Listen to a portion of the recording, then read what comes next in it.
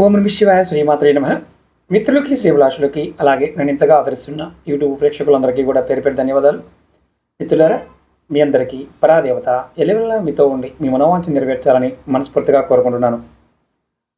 ఈరోజు మనం చాలా అద్భుతమైన ఒక పాయింట్ తెలుసుకుందాం.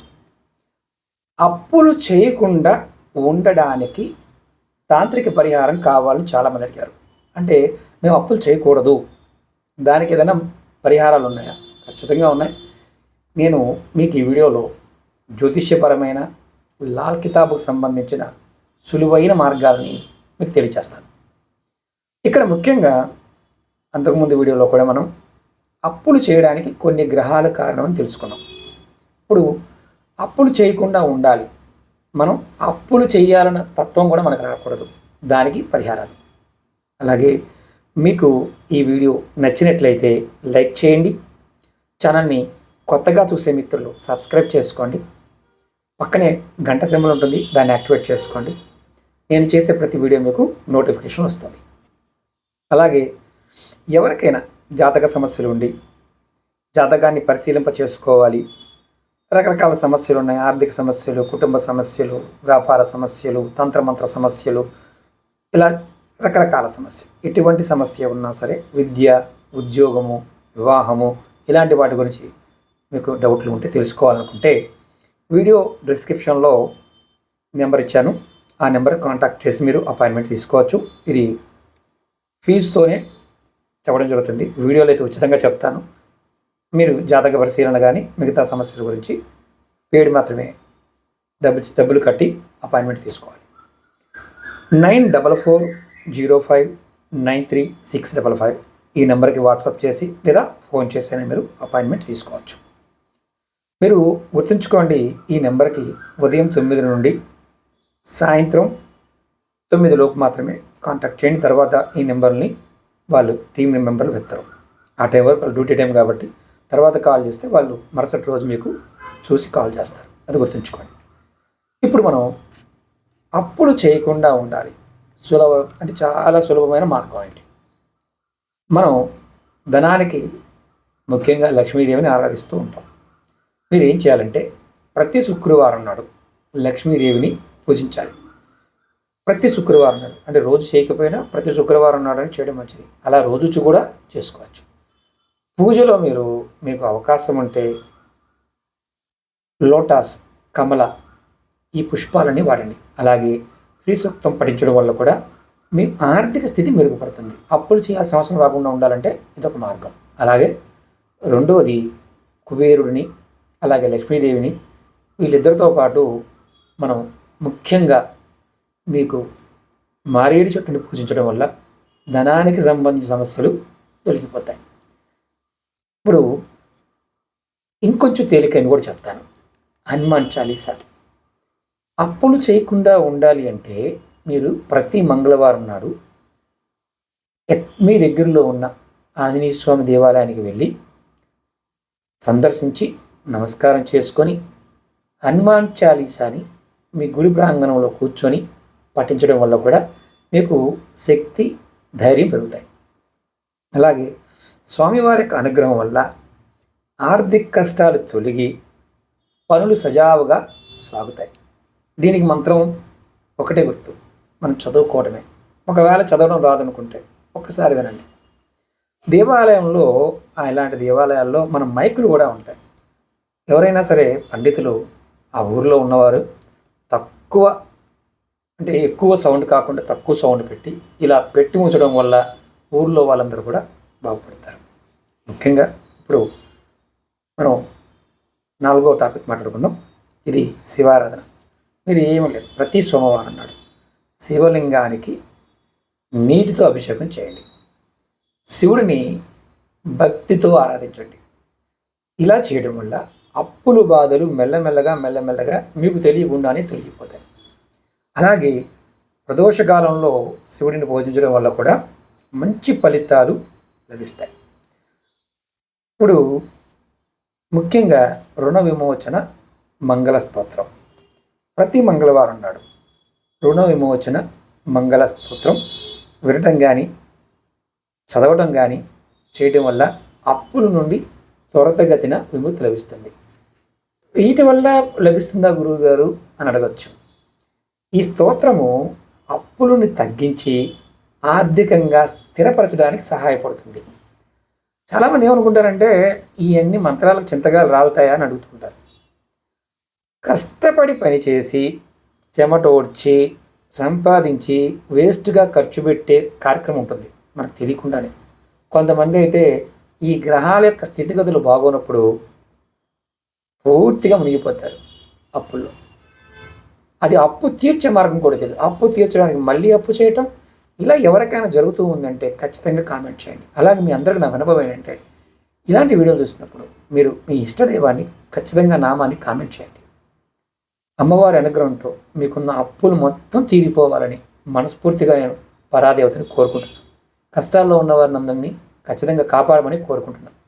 ఇప్పుడు తాంత్రిక పరిహారాలు చెప్తాను. ఇంతకుముందు చెప్పుకున్నవన్నీ మనకి జ్యోతిష్యపరంగా వైదికంలో ఉన్న పరిహారాలు. ఇప్పుడు తంత్రం ద్వారా ఉన్న పరిహారాలు చెప్తాను.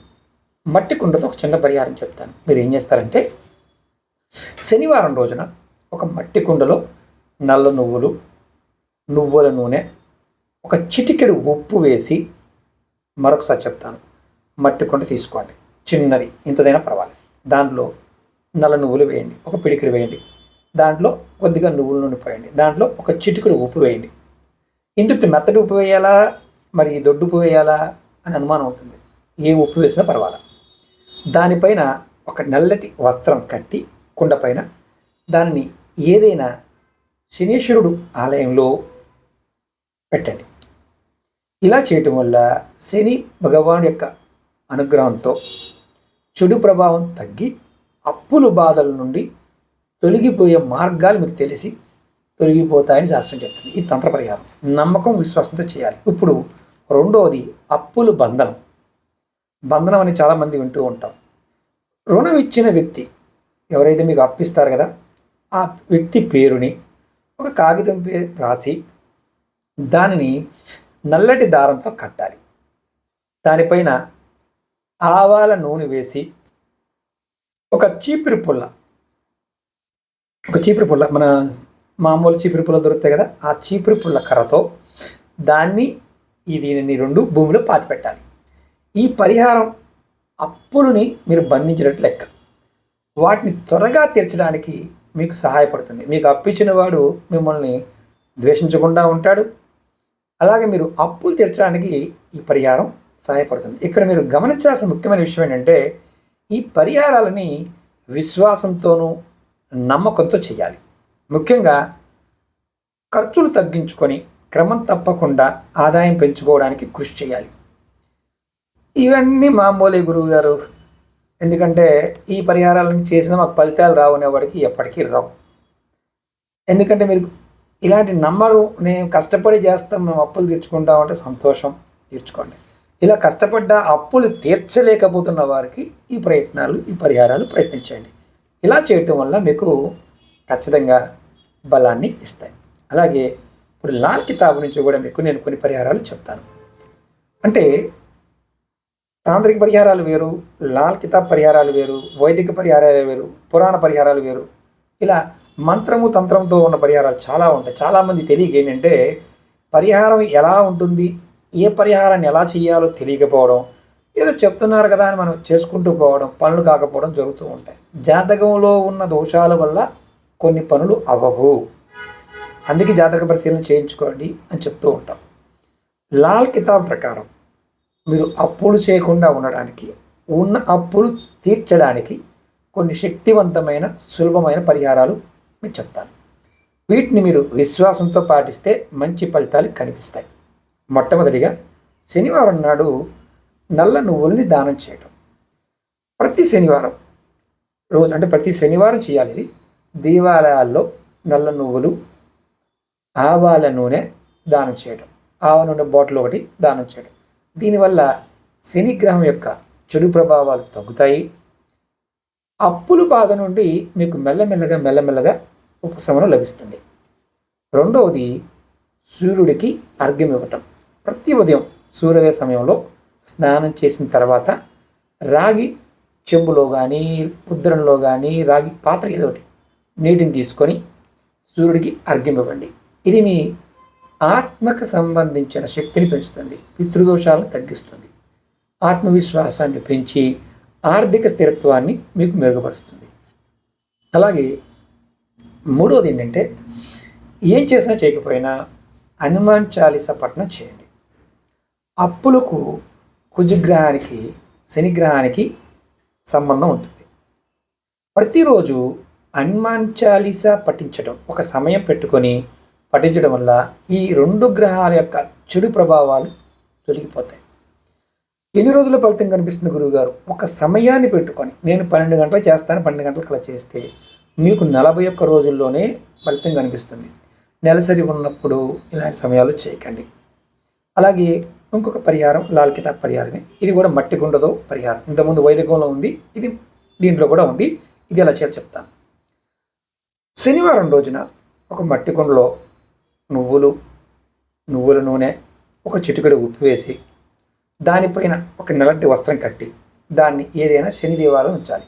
ఇంతకుముందు చెప్పాను ఇది, మళ్ళీ చెప్తున్నాను.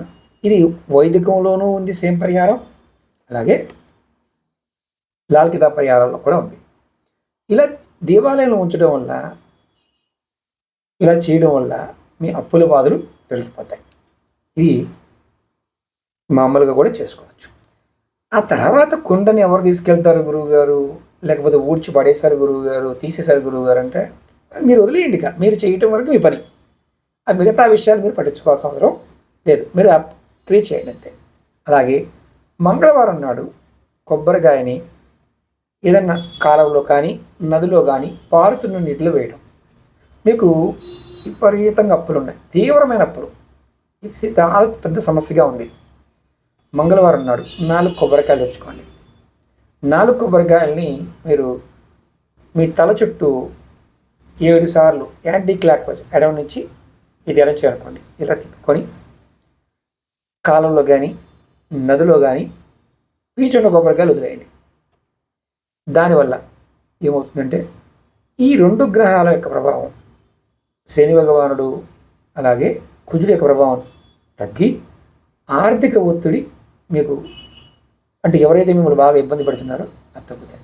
ఈ పరిహారాలు క్రమం తప్పకుండా పాటించడం వల్ల అప్పుల సమస్య పరిష్కారం అయ్యి ఆర్థికంగా స్థిరపడతారు. ఇక్కడ చాలామందికి ఒక అనుమానం ఉంటుంది, మనం ఈ 3 పరిహారాలు అంటే వైదిక పరిహారాలు, జ్యోతిష పరిహారాలు, లాల్ కితాబ్ పరిహారాలు ఇలాంటివన్నీ చేయవచ్చా? అన్నీ చేయవచ్చు. మీ ఓపిక బట్టి అన్నీ చేయవచ్చు. ఎందుకంటే అప్పులు చేయకుండా ఉండాలి, అప్పులు తీర్చాలి అంటే మనకి ఏదైతే గ్రహాలు ఉన్నాయో వాటి నుండి వచ్చే ఎనర్జీని మనం తగ్గించాలి. దానికే పరిహారాలు. మీరు ఎవరైనా సరే ఇలాంటి సమస్యలతో బాధపడుతున్నవారు ఈ వీడియోని చూసిన తర్వాత మీ స్నేహితుల్లో ఎవరైనా బాధపడుతూ ఉంటే వారికి కూడా ఈ వీడియోని షేర్ చేయండి. ఇందులో మొత్తం అన్ని పరిహారాలు చేయాల్సిన అవసరం లేదు. ఇందులో మీకు నచ్చిన ఏదో ఒక పరిహారాన్ని ప్రయత్నం చేయండి, నమ్మకంతో, విశ్వాసంతో.